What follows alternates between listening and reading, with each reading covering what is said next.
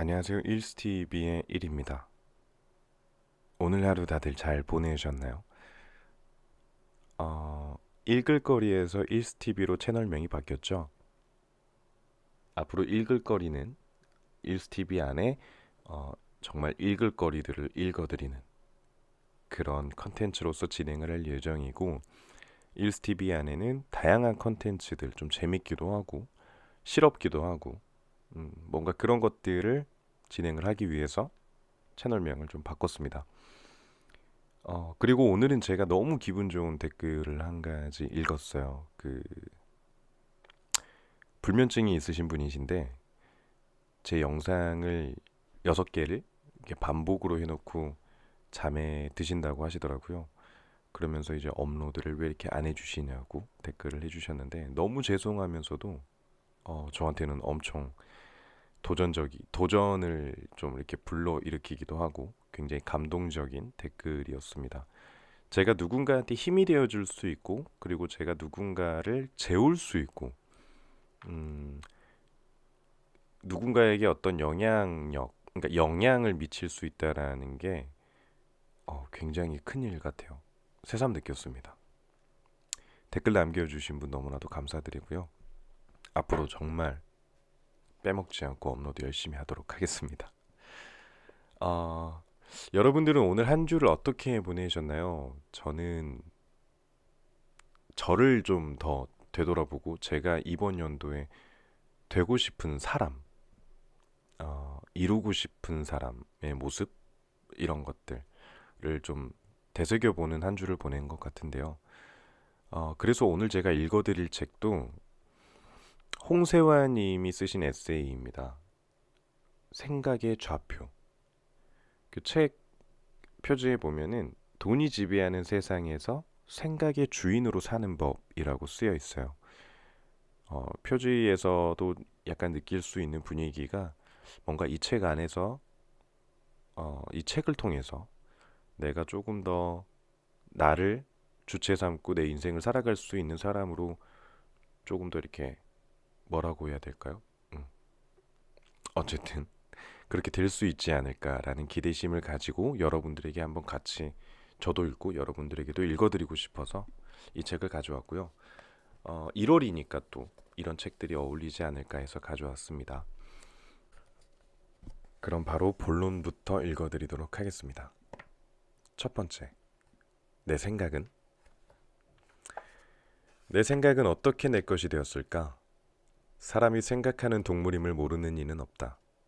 그런데 지금 내가 생각하는 바들이 어떻게 내 것이 되었는지 묻는 사람은 많지 않다. 내가 지금 갖고 있는 의식 세계는 내가 태어났을 땐 분명 비어 있었고, 내가 지금 생각하는 바들도 내가 태어났을 땐 없던 것들이다. 각자 살아가면서 생각을 형성했고 의식 세계를 채웠다. 우리는 스스로 자유롭게 생각하는 존재인 양 착각하기도 하지만, 일찍이 칸트가 지적했듯이 생각하는 바에 관해서는 자유롭지 못한 존재들이다. 나 또한 생각하는 존재이긴 하나 지금 내가 생각하는 바에 관해 자유로운 존재는 아닌데, 그럼에도 내가 지금 생각하는 바에 따라 살아간다. 따라서 지금 내가 생각하는 바가 어떻게 형성되었는지에 대한 물음은 자기 성찰의 출발점이다. 사람이 생각하는 동물임에도 그 생각에 한계가 있다는 것을 우리는 어떻게 알 수 있을까? 그것은 태어났을 때 없던 생각이 지금 어떻게 내 생각이 되었는지 생각하는 사람이 많지 않다는 것으로도 알 수 있다.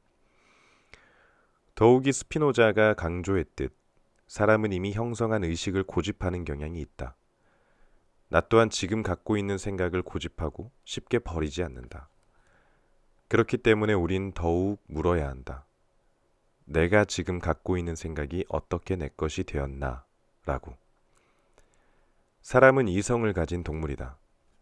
아리스토텔레스의 명제에 따르면 사람은 이성적 동물, 합리적 동물이어야 하지만 실제로는 합리화하는 동물이다. 사람이 합리적 동물이라면 기존에 고집하던 생각과 모순이 되는 사물이나 현상을 만나면 자기 생각을 수정해야 마땅하다. 또 사람이 합리적 동물이라면 황우석 사태를 겪고 난 뒤 한국 사회 구성원들의 판단 능력은 진일보해야 마땅하다. 과연 황우석 부대에 속했던 사람들은 나중에 자신의 판단 체계가 잘못되었다는 점을 받아들이고 기존의 판단 체계를 수정했을까?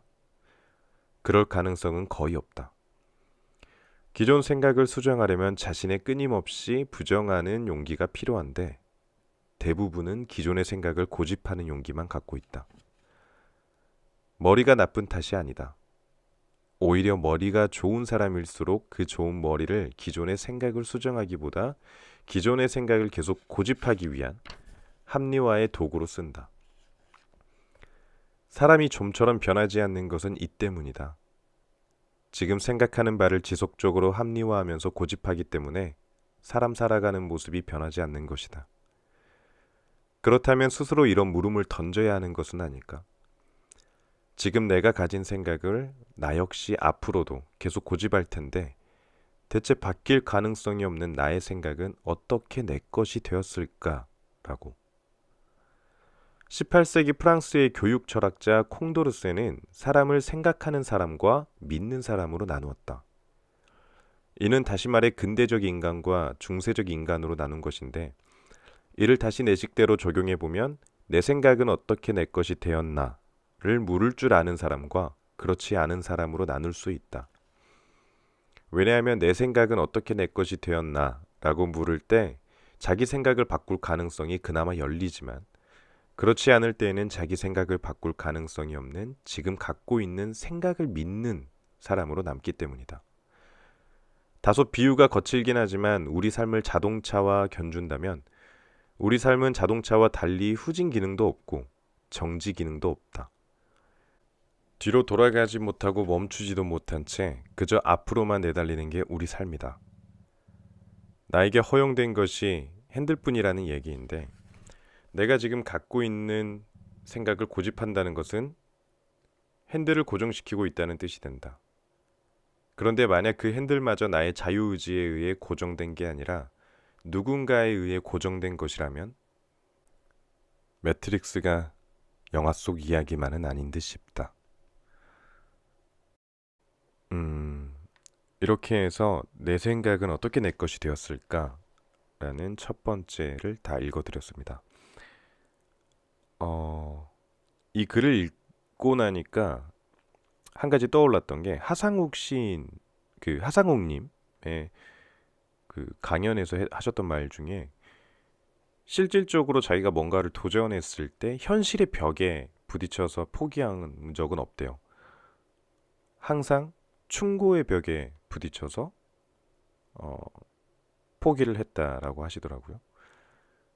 그것과 비슷한 맥락으로 저는 좀 이해가 됐는데 과연 내가 나를 생각하고 내가 타인을 생각하고 내가 해야 될 일들을 생각했을 때 과연 그것들을 생각하는 내 생각이 굉장히 어렵네요 말이.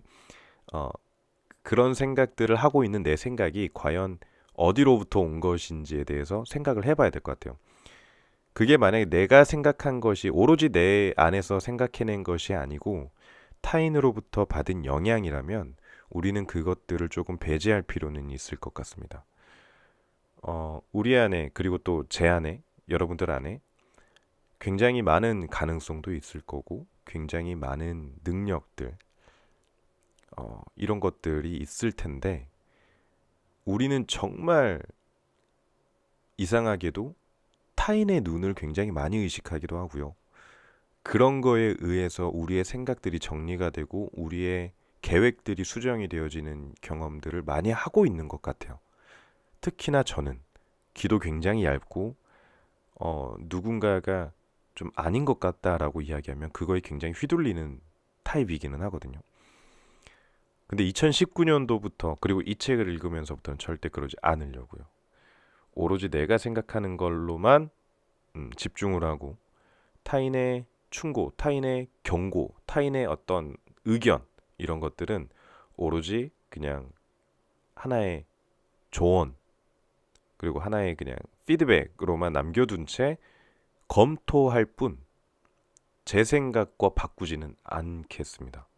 여러분들도 앞으로 뭔가를 계획하고 뭔가를 하려고 하실 때 타인의 영향을 조금 덜 받으시는 여러분들이 되셨으면 좋겠습니다.